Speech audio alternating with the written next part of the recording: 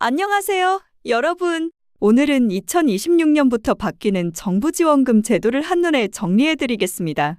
이번 영상은 단순한 예고가 아니라 이미 정부가 발표했거나 확정된 내용을 중심으로 전해드리려고 하는데요.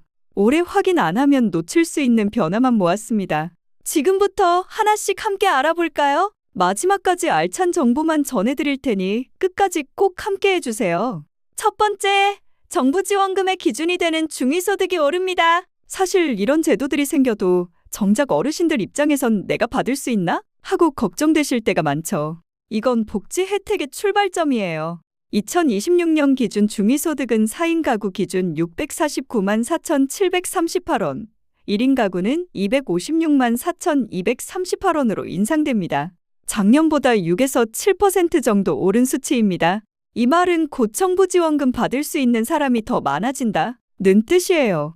생계급여, 의료급여, 주거급여, 교육급여 같은 현금성 지원은 이 기준으로 자격을 판정하기 때문에 기준이 오르면 지원 범위도 함께 넓어집니다.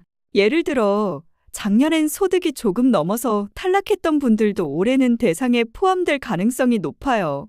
여기서 말하는 정부 지원금은 단순한 현금 지원만이 아닙니다. 생활비를 줄이거나 교통비, 의료비를 보조하는 간접 지원도 모두 정부 지원금의 한 형태로 보시면 됩니다. 다만 실제로 체감하려면 신청 절차가 조금 더 쉬워져야 한다고 생각합니다. 특히 고령층은 서류나 인증 절차가 복잡해서 받을 수 있어도 포기하는 경우가 많거든요. 행정 절차 단순화가 앞으로의 핵심 과제가 되어야 한다고 생각해요. 두 번째, 생활비를 줄여주는 지원금이 대폭 늘어난다고 합니다. 정부 지원금에는 꼭 현금만 있는 게 아니라는 사실, 실제로 돈을 주지 않아도 생활비를 줄여주는 방식의 지원금이 많아졌어요. 가장 주목받는 건 에너지 바우처 제도입니다. 지금은 노인, 장애인, 임산부 중심으로 운영 중이지만 2026년부터는 다자녀 가구가 새로 포함됩니다. 1인 가구는 약 9만 원, 4인 이상 가구는 최대 70만 원까지 지원받을 수 있어요. 그리고 찾아가는 신청 서비스가 도입되어 컴퓨터를 잘 못 다루셔도 직접 안내를 받을 수 있습니다. 저는 이런 변화가 특히 반갑다고 생각해요. 금액을 단순히 늘리는 것보다 접근성을 높이는 지원이 훨씬 실질적이거든요. 신청 방법이 쉬워지는 게 곧 복지 확대로 이어지니까요. 또 하나, 농식품 바우처 제도도 확대됩니다. 그동안은 임산부나 미성년 자녀를 둔 가정만 가능했는데 2026년부터는 청년 1인 가구와 독거, 어르신도 대상에 포함될 전망이에요. 이 제도를 이용하면 월 4만 6만 원 상당의 건강식품을 구매할 수 있습니다. 이건 단순히 식비 지원이 아니라 영양 격차를 줄이는 복지로 평가받고 있습니다.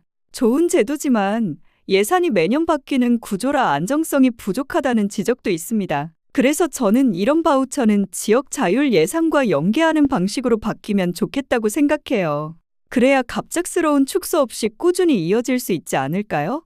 이런 생활비, 식비 바우처들도 결국 정부 지원금의 한 부분입니다. 현금이 아닌 형태로 생활을 돕는 모든 제도를 정부 지원금으로 함께 묶어 이해하시면 됩니다.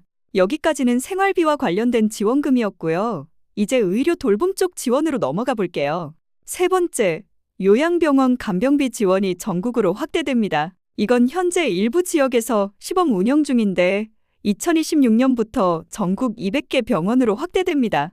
간병비는 한 달 수십만 원이 드는 부담이라 이 제도만으로도 저소득층 가구의 부담이 크게 줄어듭니다. 네 번째는 교통비 지원입니다. 서울 등 일부 지역에서만 시행되던 K패스 제도, 내년부터는 전국 단위로 확대가 검토되고 있습니다. 65세 이상 어르신, 다자녀 가정, 저소득층을 중심으로 정액제 교통패스가 도입되는데요. 이건 단순한 할인 제도가 아니라 외출할 수 있는 자유를 되찾아주는 제도라고 생각합니다. 이동이 가능해야 일자리도 사회활동도 가능하니까요.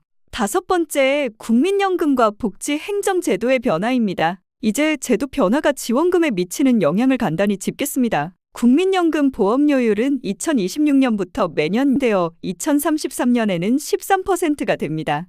대신 소득대체율은 43%로 올라 받는 연금이 조금 더 많아집니다.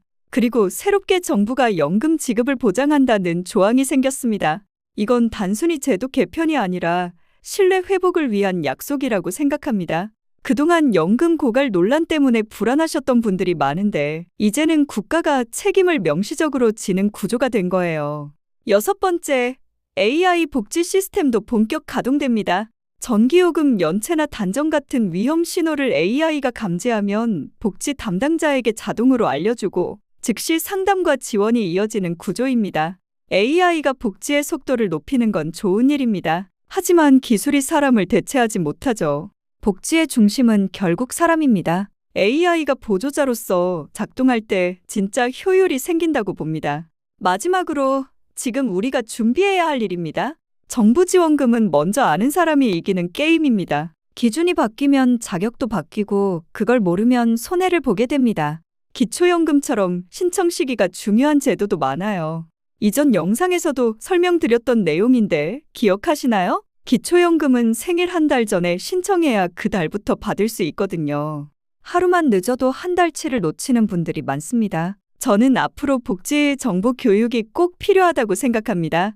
특히 디지털 접근이 어려운 어르신들을 위해 주민센터나 도서관에서 정기적으로 안내 프로그램이 생기면 좋겠어요. 몰라서 놓치는 일은 이제 줄여야 합니다. 복지 정보는 알면 돈이 되고 모르면 손해입니다. 오늘 영상에서 다룬 대부분의 제도는 2026년부터 시행되거나 올해 안에 신청이 시작될 가능성이 큽니다. 설명란에 관련 고시와 복지로 사이트 링크를 함께 정리해 두겠습니다. 가까운 주민센터나 복지로 사이트에서 지원금 맞춤 조회를 꼭 해보세요. 생각보다 받을 수 있는 항목이 훨씬 많습니다. 여러분의 생활이 조금이라도 더 안정되고 정보 때문에 손해보는 일이 없길 바랍니다. 오늘 영상이 도움이 되셨다면 좋아요와 구독 부탁드립니다. 궁금한 점이 있으시다면 댓글 꼭 남겨주시고 의견이 있다면 자유롭게 나눠주세요. 저는 다음 영상에서 새로운 복지 혜택 소식으로 다시 찾아뵙겠습니다. 감사합니다.